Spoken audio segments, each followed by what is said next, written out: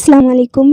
நார்மலாக சாப்பாடு மிச்சமானா எல்லோரும் என்ன பண்ணுவாங்க, ஒன்று தண்ணி ஊற்றி வைப்பாங்க, இல்லை ஏதாவது ஒன்று நார்மலாக ஃப்ரைட் ரைஸ் அந்த மாதிரி பண்ணுவாங்க. பட் நான் வந்து இதில் ஸ்பெஷலான பிரியாணி பண்ண போகிறேன். ஸோ இந்த பிரியாணி ரொம்பவே டேஸ்டியாக இருக்கும். அண்ட் யாராலையும் வந்து பழைய சாப்பாட்டில் பண்ண பிரியாணி அப்படின்னு சொல்லி கண்டுபிடிக்கவே முடியாது. அவ்வளோ அருமையாக இருக்கும். அண்ட் சாப்பாடும் நல்லா யூஸ் ஆகிடும். அண்ட் இது எப்படி பண்ணலாம் அப்படின்னு சொல்லி பார்க்கலாமா வாங்க. ஒரு கடாய் எடுத்துக்கலாம். அதில் ஒரு 100 ml ஆயில் சேர்த்துக்கலாம். அது சாப்பாடு வந்து ஒரு 300 கிராம் இருக்கும். அண்ட் காய் வந்து ஒரு 200 கிராம். ஸோ கரெக்டாக அரை கிலோக்கு நம்ம ஏற்ற மாதிரி பண்ணுறோம். அதில் ஒரு பெரிய சைஸு 2 வெங்காயம் வந்து ஒரு மீடியம் சைஸில் கட் பண்ணி வச்சுருக்கலாம். அதை எண்ணெய் சூடு ஆனதும் போட்டுட்டு நல்லா வதக்கலாம்.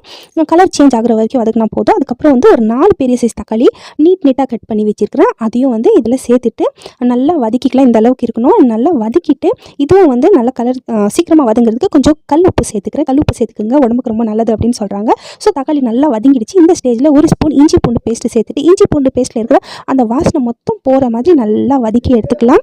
அண்ட் நல்லா வதக்குனதுக்கப்புறம் இப்போ நம்ம இதில் காய் உருளைக்கிழங்கு, பச்சை பட்டாணி, பீன்ஸு, கேரட்டு, நான் இந்த 4 காய் எடுத்துருக்கிறேன். உங்களுக்கு எது வேணுமோ அதை எடுத்துக்கோங்க. இது வந்து நான் குக்கரில் போட்டு ஆல்ரெடி வேக வச்சு எடுத்துட்டேன். கரெக்டாக வேகி இருக்குது. இப்போ இதையும் சேர்த்துட்டு, ஏன்னா நம்ம நார்மலாக பிரியாணியில் தண்ணி போடுவோம், பட் இதில் கொஞ்சம் ஒரு ட்ராப் தண்ணி கூட போட போகிறது கிடையாது.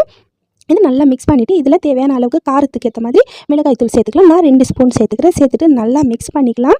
அண்ட் நல்லா மிக்ஸ் பண்ணிவிட்டு புதினா வந்து ஒரு பிடி அளவில் புதினா, ஒரு 4 பச்சை மிளகாய் அண்ட் ஒரு பிடி கொத்தமல்லி, இல்லை ஒரு பாதி கொத்தமல்லி இப்போ போட்டுடுறேன். பாதி அப்படியே வச்சுருக்கிறேன். போட்டு இதையும் நல்லா மிக்ஸ் பண்ணிக்கலாம். அந்த புதினா கொத்தமல்லி வாசனை அதில் நல்லா இறங்கணும். ஸோ இப்போது உப்பு சேர்த்துக்கலாம்.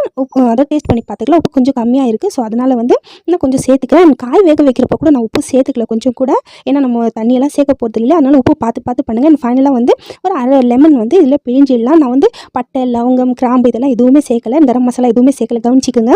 அண்ட் சாப்பாடு இங்கே பாருங்கள், நேற்று செஞ்சது தெரியுதுங்களா? ஸோ இந்த சாப்பாடு இந்த மாதிரி இருக்கும். ஸோ இது வந்து நல்லா பொடியாக நீங்கள் கையாலேயே இந்த மாதிரி பிசைஞ்சு லேசாக போட்டு விட்டுடுங்க. போட்டுட்டு நல்லா மிக்ஸ் பண்ணிக்கலாம். உப்பெல்லாம் கரெக்டாக இருக்குது செக் பண்ணிவிட்டு அதுக்கப்புறமா அரிசி போட்டுட்டு நல்லா சாப்பாடு மிக்ஸ் பண்ணிவிட்டு, இது பழைய சாப்பாடுன்றதால நம்ம நல்லா கொஞ்சம் நேரம் மிக்ஸ் பண்ணணும். அதுக்கப்புறம் மூடி ஒரு 5 நிமிஷம் தம்க்கு வச்சுட்டு அதுக்கப்புறம் எடுத்து பாருங்கள். சூப்பரான பிரியாணி ரெடி ஆகிடுச்சு. அண்ட் இங்கேயும் பிரியாணி ரெடி. அண்ட் சாப்பிட்டு டேஸ்ட்டு சூப்பராக இருந்துச்சுங்க. அண்ட் சைட் டிஷ்க்கு வந்து நான் பாயில் பண்ண எக்கு எடுத்துருக்கேன். உங்களுக்கு எது வேணுமோ நீங்கள் உங்களுக்கு பிடிச்ச மாதிரி யூஸ் பண்ணிக்கோங்க. அண்ட் ஃபைனலாக கொஞ்சம் கொத்தமல்லி தூவி விட்டுட்டு பிரியாணி சாப்பிட்லாம்.